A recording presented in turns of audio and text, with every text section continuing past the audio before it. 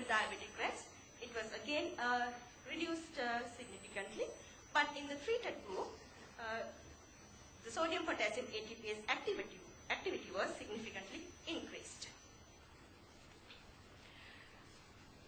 In the previous investigations, they have observed that the effect of diabetes on sodium-potassium ATPase activity of various tissues is different. In the present study, we can see that the sodium-potassium ATPase activity was significantly reduced in erythrocytes and the plasma membrane of the liver, while it was increased in the mucosa of small intestine in diabetic rats compared to the normal rats.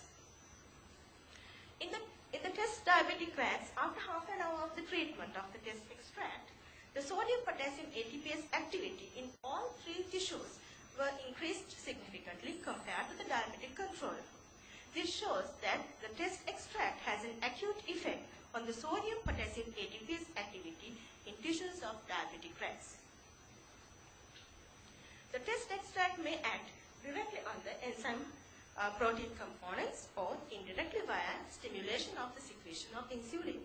According to the results of my study, I have revealed the test extract significantly increased the serum concentration of the insulin. So, this may lead to the enhancement of sodium-potassium ATPase activity in diabetic rats after the treatment. Insulin-mediated translocation of the enzyme subunits from the intracellular pool to the plasma membrane is a short-term regulatory mechanism of sodium-potassium ATPase activity. So, this may be responsible for the acute effect of the test extract on the sodium-potassium activity in diabetic rats. As my conclusion, I would like to say the test extract or the minimal drink is a herbal beverage which can use to revise the diabetes-associated alterations in sodium-potassium ATPase activity in tissues, and for the further investigation should be carried out to evaluate the long-term effect on sodium-potassium ATPase activity to get a much more clear picture. So I would like to acknowledge the grant I have received from world-class university, Project University of Sri Jayawardhanapura, and this is the end of my presentation. Thank you. And it is open to questions or comments.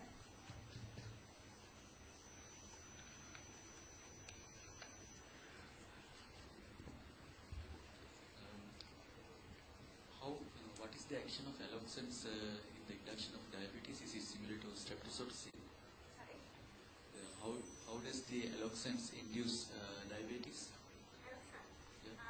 It destroys pancreatic beta cells.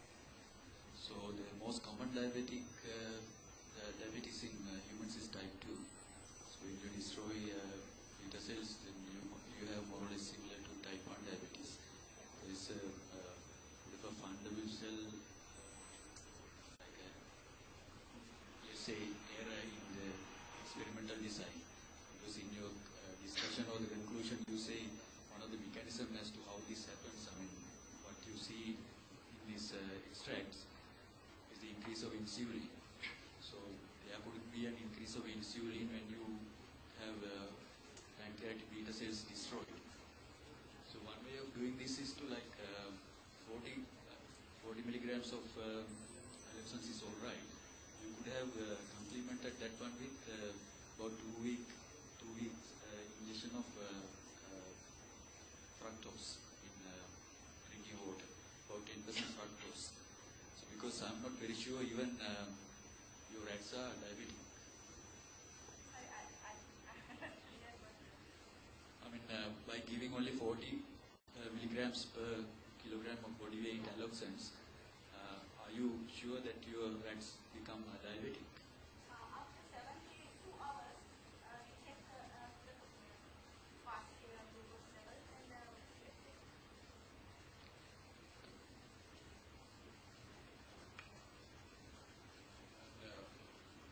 we congratulate you wholeheartedly for your this very meaningful research. But there is one thing I would like to add, because you know these experimental rats and the guinea pigs are extremely timid and sensitive animals. You do give them anything, something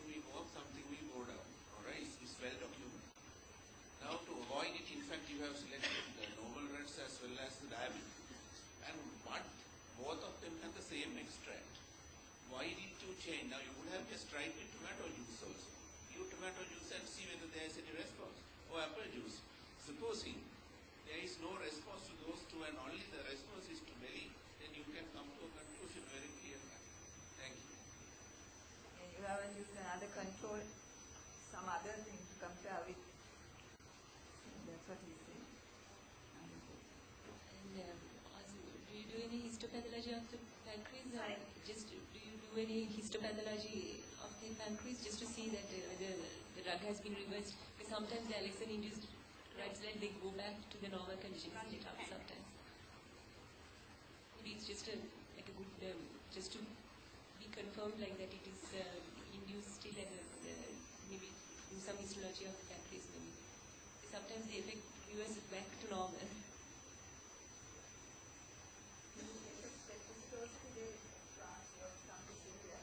They have certain doses, they cause them complete destruction. But there is a lower dose system, then that is only past just like that too. So something, you haven't checked anything like that, Phalanxon, or you haven't got any literature. That's what it is. Is that, how did you get the dose of Phalanxon from there? Actually, it is from the literature. Other than that.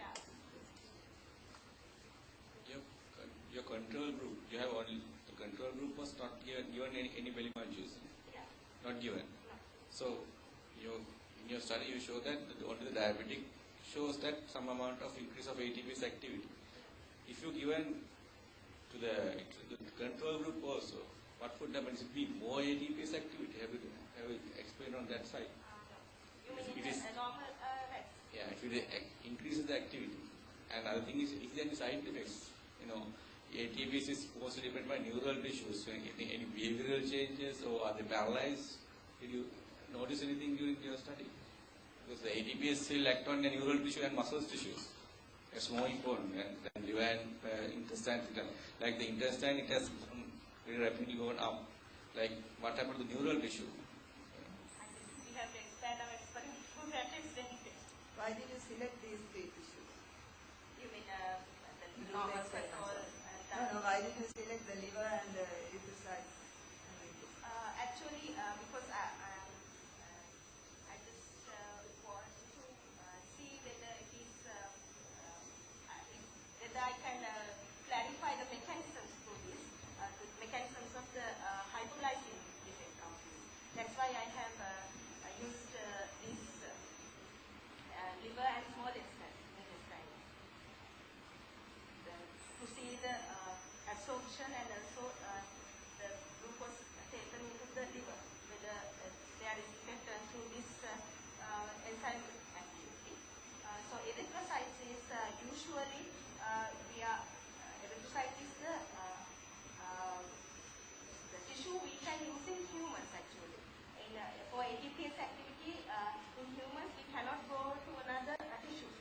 So to extend this to a human study, I have selected erythrocytes also. What about the preparation? Did you prepare it according to whatever preparation you made? Was it according to what is normally being drunk by humans, or how did you select the? You mean the extract? Actually, madam, it is more concentrated than the normally consumed one. First I have done a dose curve for the hypoglycemic effect and the anti-inflammatory effect, and here I have taken the maximum dose. So it is more Higher than what the normally Yeah. So that's another thing that we concerned about. Any other?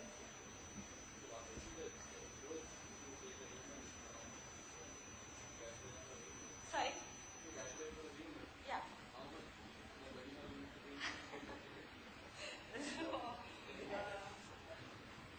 No, actually, the dose become reduced by 7 to 10 times according to that metabolic rate. We are calculating it that the dose that we use for rats, we divide it by 7, and then we take the dose. So it becomes reduced rate.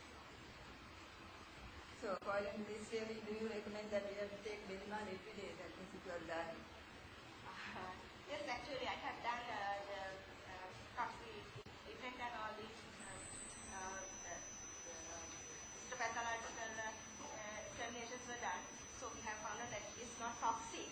But Yeah, but that is in a rat, no, but in a human.